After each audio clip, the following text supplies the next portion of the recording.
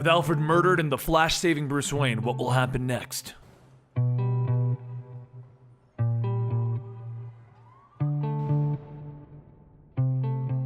Welcome to the Complete Story Series. I bring you trade paperbacks and single issues, and I break them down into digestible bites to help you understand. Then I read it dramatically back to you. All alterations to the panels, text, and images are to prevent copyright problems, and all art is owned by respective companies. We're coming to the close of a massive Injustice series, but if you're trying to jump in at the end of the series, let's recap very quickly what's happened. Everything started when the Joker tricked Superman into murdering Lois Lane and his own unborn child. In response, he murdered the Joker and decided that he wanted to create a militaristic world where everyone was forced to be a good guy. Batman disagreed, and they each picked sides, and the fighting began. They went through the Lantern Corps, magic, and a fight between the new and old gods. But now we're in the final year, and Superman is fed up with Batman constantly fighting against him. Victor Zsasz then murdered Alfred, and Batman confronted Superman, assuming that it was him. After a battle, Batman lost and was about to be arrested until the Flash grabbed him and carried him off, telling him he needed to be there for Alfred's funeral. Now the Flash is returned to the Hall of Justice to a very angry Superman. He demands to know why Flash let Bruce go, as he grabs the Flash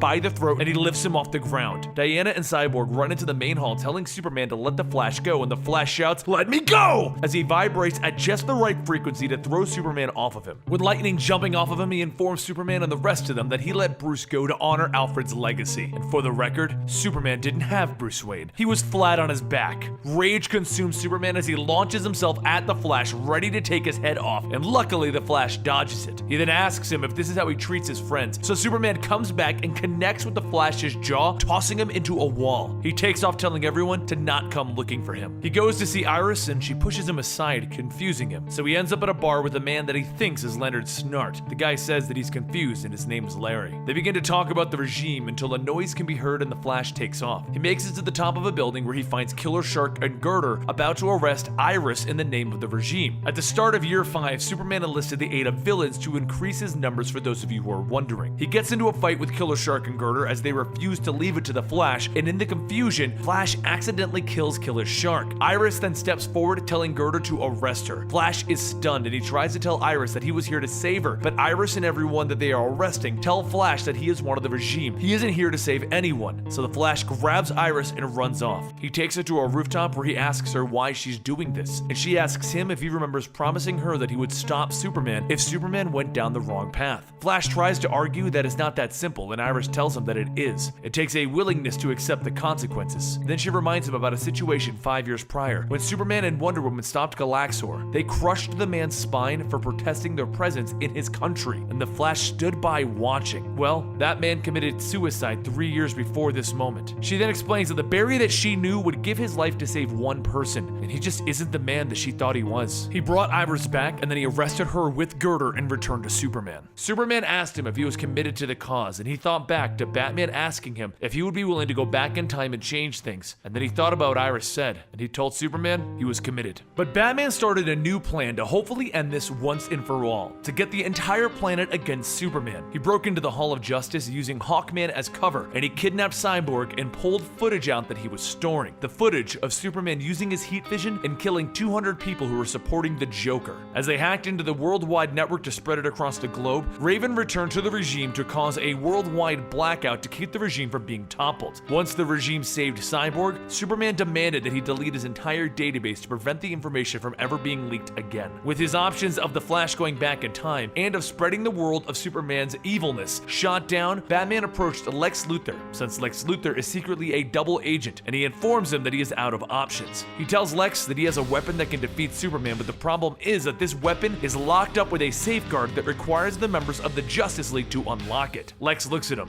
the members of the regime, and then he ponders the problem, and he looks at the Bizarro clone. This is the answer, Bruce. Your twisted clone. Not exactly. We need the Justice League to turn on your weapon. But who says they have to be from this Earth? You want to abduct parallel universe members of the Justice League and use them to unlock the weapon? Pretty much. Well, how can we even do this? Easy. Star Labs has been keeping track of alternate worlds for years, and I've been siphoning off the Flash's Speed Force energy since all of this started. Not for this purpose, but we have it. What we need, Bruce, is a device that can turn that energy into something that that we can use. A mother box. Yes, and Star Labs has the only one. So the most heavily fortified location the regime has. I have an idea. The idea that Batman has requires him to head out to Indonesia to meet with a man that we haven't heard from, Deathstroke. He convinces Deathstroke to have a last hurrah, a suicide mission that only he can complete. So, Deathstroke climbs up the side of a cliff and drops a teleportation device inside of the building, which teleports him past the front gate. Then Deathstroke drops the 2 guards in his path and walks into the storage room with lots and lots of boxes. But once he finds the mother box, the rest of the guards arrive and he drops every last one of them, calling the situation easy. Then,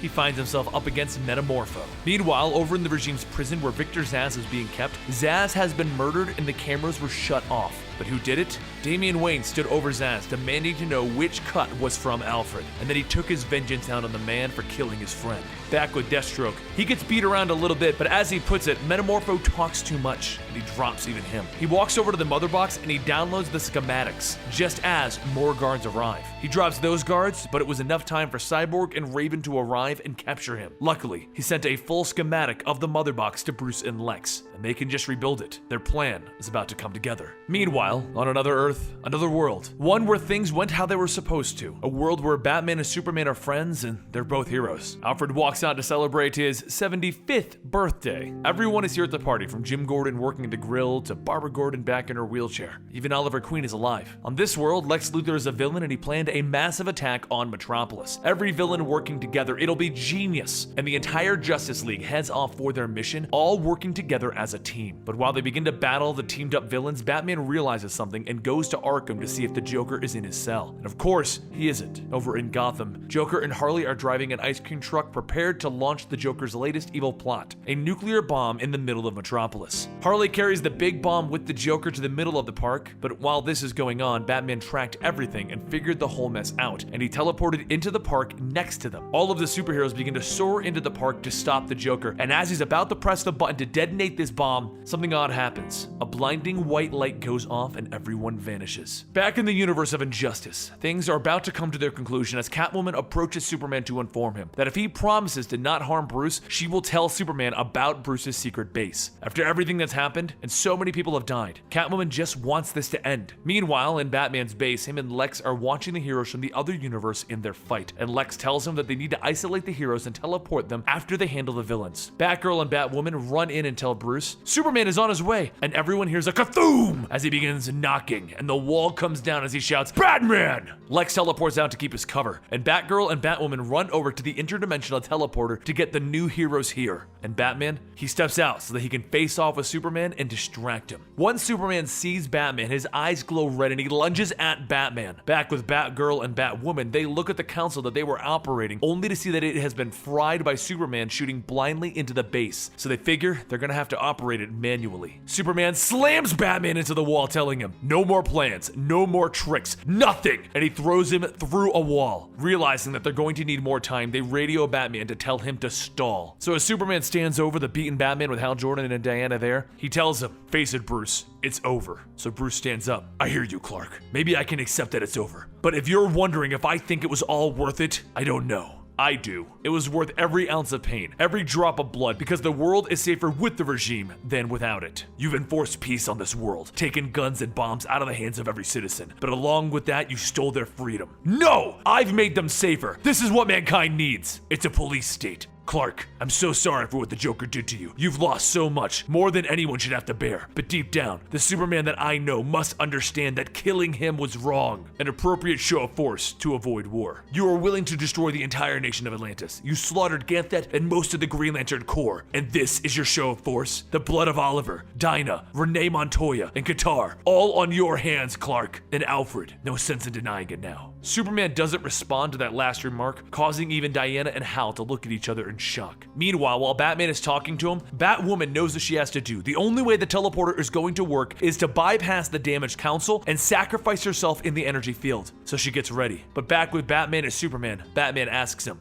Clark, is this the world your parents envisioned when they sent you here? Do you think they wanted you to rule with an iron fist? Would Jor-El be proud? Or would he feel like Jonathan and Martha Kent? Superman slaps Batman so hard that he knocks off his cowl, ashamed to see their son, the dictator. And then he grips Batman's throat, a death squad at his side to carry out his dirty work. And that's when Superman realizes what is going on. Batman is distracting him, and he races through the base into the teleportation room, shouting, "What is this?" Just in time to see the system go off. He sees Batwoman doing something, so he fires his heat vision at her in full blast, disintegrating her. But it's too late. The plan worked. The device ended up teleporting the regime all over the planet, far away from the base, but it also scattered the Justice League from the alternate universe. And as Joker looks up, he saw that he was in a different kind of metropolis, and so did Batman. And that's it. The comic series is now complete, and the storyline goes into the video game officially. That's why the ending seemed a little lackluster. We didn't get a giant final fight because technically the video game is a giant fighting game. Now, if you want to know the plot line to the video game, we've gone ahead and posted the video which explains everything that happened in that video game over on our gaming channel, Eligible Monster. There you can find video game comic books, video game stories condensed down like we do with these comic books, various lists, guides to help you out with things, and other things over there. But what did you guys think of the entire Injustice storyline? It's long, it's crazy, it's convoluted, a ton of stuff happens, and we finally get to the ending of the whole thing. I just want to know your guys' opinions. Let me know in the comments down below. Go check out our gaming channel, Eligible Monster, where you can find the rest of this. The link to that is down below. And don't forget to follow me on Twitter at Comicstorian. I'll see you next time right here.